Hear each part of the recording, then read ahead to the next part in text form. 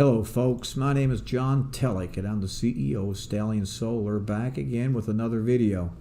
This particular video is to inform you on how the dynamics of solar actually work. In other words, how does a solar system function?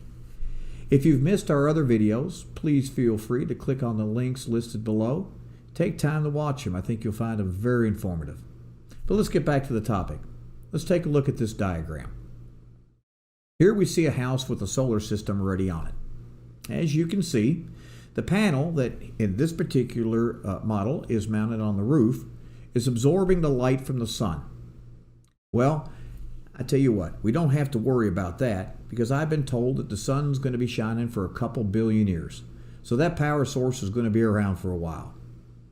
If you look at illustration 1, you'll see that the panel absorbs the sunlight. Now, that sunlight is converted into electricity through cells that are within the panel, usually silicone cells. The power is generated into direct current, or DC. Now, this current needs to be transformed over to alternating current, or AC, because that's what we use in the house. That's what most of our systems run off of. So you can see in illustration 2 that we have an inverter.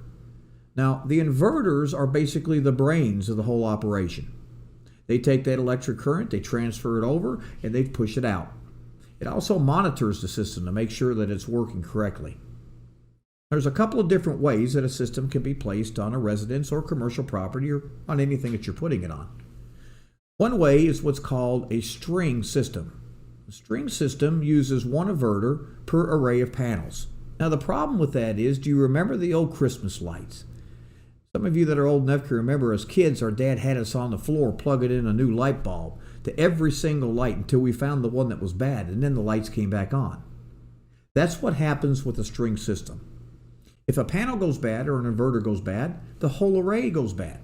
And you have to wait powerless until it can be fixed. What we prefer to do is use microinverters. These microinverters are placed on every panel. So if one panel or one inverter goes bad, you're just losing that one panel, that one inverter, but the rest of your system is still functioning. So you're not totally out of power until we can get out there and get it fixed promptly for you. Now, let's look at illustration number 3.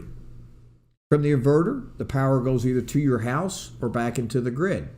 To your home, if you elect to have battery system where it can be charged and be completely off the grid, or in the normal cases, through net metering that we discussed in a prior video, the electricity is generated back into the grid to the power company for an even exchange of credit.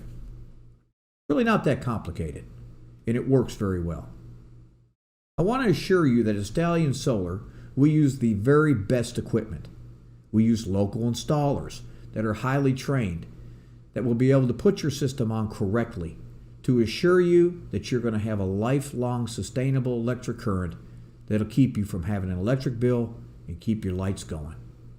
Again, this is John Tellick. Thank you for watching. Have a great day.